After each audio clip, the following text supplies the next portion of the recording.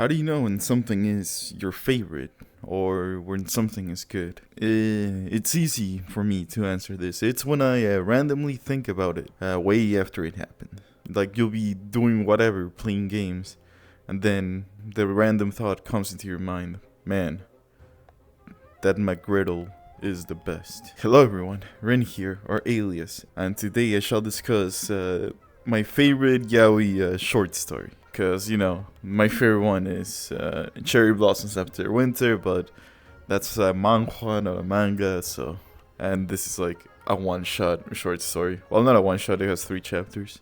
Anyways, the name of it is Avant-garde to Stalker, or Avant-garde and Stalker. I mentioned this one before, and I've even used it as a thumbnail once. But I didn't really go into the depths of the manga, why I like it so much. So here it goes. The story follows a young man named Deiya, the stalker, and we follow him following another person called Tanaba Eisaku, the avant-garde. Eisaku is this artistic guy that Deiya is obsessed with. So he does what stalkers do. He follows him around, writes down his favorite food, where he lives, what he likes, stuff like that. And when he's in his alone time, he pops into his mind. And whenever Deiya learns the information about Eisaku, he gets excited. And one fateful night, the isekai truck strikes a puddle of water next to Deiya and makes him soaking wet. Luckily, Eisaku was close. He invites him over to his house because Eisaku recognizes Deiya from the restaurant. Oh, I forgot to mention, Deiya works in a restaurant that Eisaku frequents. Deiya's a waiter. So Deiya goes into his house and he's absolutely ecstatic. He's been following this guy for a long time, and finally he gets to see what's inside his house. So he smells his towels, he takes pictures of the stuff in his bathroom to see what beauty products he uses, and he even wanted to brush his teeth with his toothbrush, but he got cut off because Eisaku thought he ran into a problem or something. He knocked on the door and he realized, I better hurry up, otherwise it'll look sus. So they have a talk about art, and then Eisaku admits that he's been in an artist slump lately. And then Deiya suggests sex, in the middle of the conversation. They were still talking about art, but he was thinking about how do I help him get out of the slump.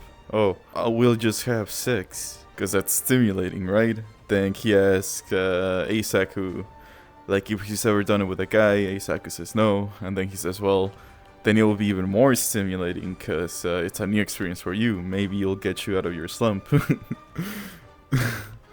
And then they do. Hell yeah. And that's how the relationship begins. Then we go into the next part where we see the relationship start.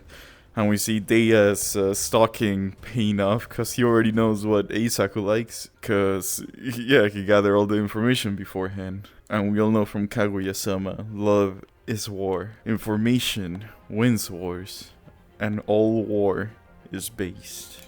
They then, do it a little bit more. And we get to see a little bit more about Deiya's past. Just a little bit. It's nothing too tragic. He was just socially inept because he didn't understand social cues. And then after a session, they realize they both have feelings to each other, in their own heads, but none of them will confess to the other. Then they do more sessions.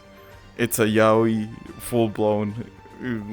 There's a lot of those. And the more they do it, the more they want to confess.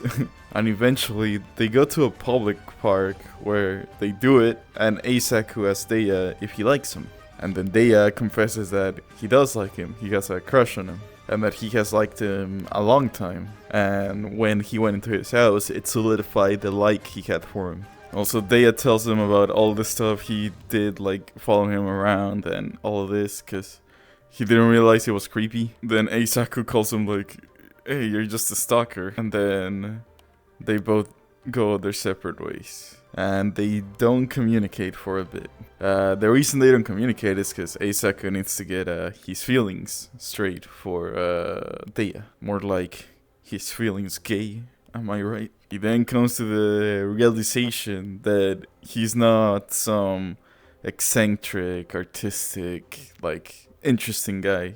He's just a normal guy, and he tries to go back to Deya, because Deya is the only person in the world that he has realized doesn't sugarcoat his opinion about anything, which he likes, because whenever he shows an art piece to anyone, they just say, "Oh yeah, it looks good," but no other constructive criticism, while Deya gives reasonings why the stuff is good. We then get a nice moment of Eisaku stalking Deya, waiting for him to get out of work.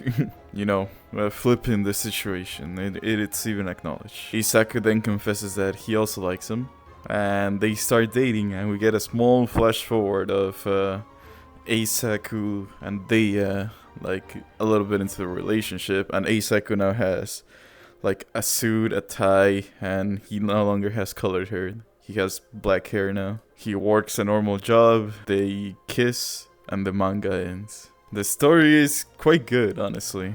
The characters are well written. They're never out of character. They always act within how they would act as they are written in the story. Like, Deya panics at unexpected or sudden stuff, while Eisaku gets excited about unexpected stuff. You know, the contrast between the two people. But what really made it stick to me was the art.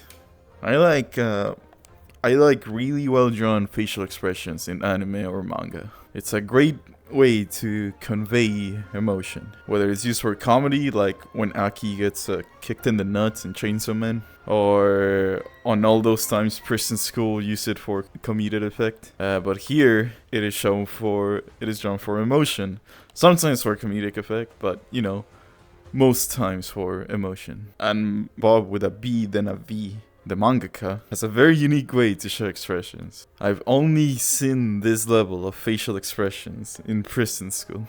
You can tell exactly how a character is feeling based on their face. It's little like small details he adds to, like the eyes, the lips, the nose. Very slight twitches to show the exact emotion they should be feeling. And I have come back to this manga numerous times just to see the art again. It is amazing. Because I certainly don't come back for the story. The story is good, but you know, it ain't no Stranger by the Shore, which I also made a video about. But just for the art, it's worth checking out. This man is unmatched on facial expressions. Well, this has been all. This has been Ren, or Alias.